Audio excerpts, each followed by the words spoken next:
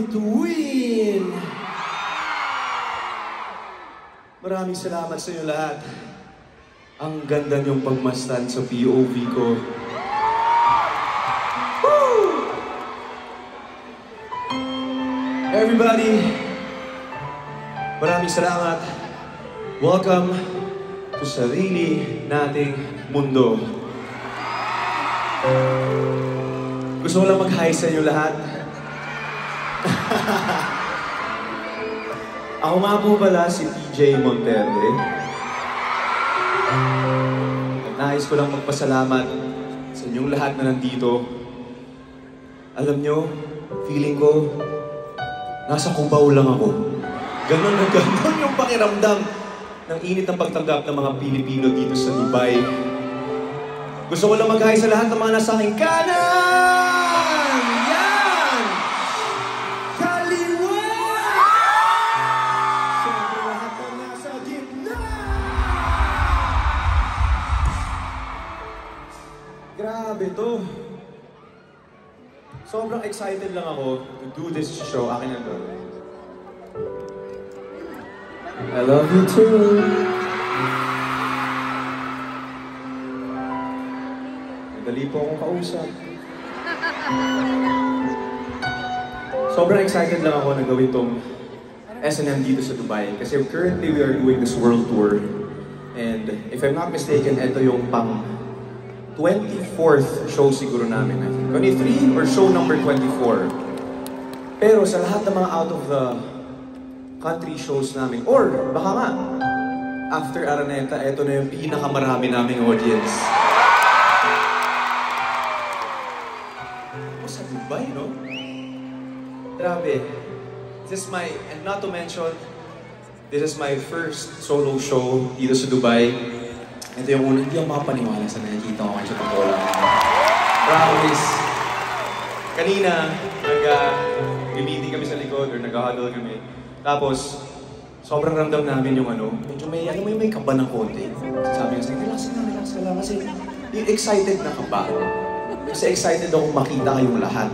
Yung lahat na nandito ngayon sa Coca-Cola Arena. Gusto ko lang din i-mention kasi na sa mga hindi nakakaalam ng storya ko, I'm a singer-songwriter from the Philippines. I started, siguro mga 2011, started my career. And marami mga pagkakataon na tingin ko wala nang nangyayari sa buhay ko. Wala nang nangyayari sa career ko. Uwi na lang kaya ako sa amin. Maghanap na lang ako ibang trabaho. Umabot na sa point, hindi ko lang po napanood yung ibang interviews namin. Pero umabot sa point na parang gusto ko na magtayo na lang din ng coffee shop kasi pangarap ko rin yun. So, sabi ko, dito na lang ako, baka hindi ako para sa music. Pero yun nga, ang natutunan ko dito ay iba ang oras ng Diyos sa oras natin. Saying this kasi may mga times na tulad sa experience ko, feeling ko hindi ko na kayang maabot yung mga gusto kong maabot ng mga bagay. May mga times na hindi ko wala ng pag-asa, kapos na ako sa oras, hindi na kaya. Pero ngayon nasa Dubai ako, Coca-Cola Arena, sold out show. Thank you, Lord. Grabe. Kaya wala ako ibang bibigyan ng glory ng lahat ng to, kundi ang Panginoon. Kasi pinahiram niya lang sa amin itong stage ito. Sabi ko sa team kanina, lagi kami grateful every time, everywhere we go. And sabi ko sa team kanina, guys, enjoy natin itong experience na to. Kasi ito yung mga tipong experience na hindi mo alam kung mauulit pa. Hindi ko alam kung magkakaroon pa ng isang DJ show sa Coca-Cola Arena. Kasi parang sobrang blessing na talaga to. Kaya ngayon, ini-enjoy namin every moment and binibigyan namin lahat ng glory kay Lord sa itong sold-out show natin na to.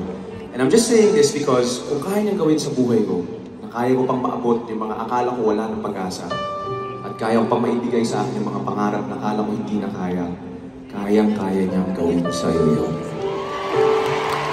Tandaan mo, ba oras niya sa oras natin. Pag sinabi niya na, okay na, ibibigay ko na sa iyo to, ibibigay niya sa iyo yun at hindi mo yun mapipigilan. Kung anong para sa iyo, hahanapin ka na, magkakatagpunin kayo sa iyo. gabi, it's gonna be a night full of songs and stories. Marami tayong pagkakwentuhan. Okay lang ba kung may mga kwento-kwento o mga stories akong ikwento about the songs that I write? At marami akong mga tanong sa inyo. Gusto ko lang i-share yung puso ko sa inyong lahat ngayong gabi. Pagsimulan tayo sa isang tanong, ano ba yung mga Bisaya, dire? Asa mga Bisaya? Ay, bakang kayo! May gabi sa inyong tanan. Maayong gabi, DJ!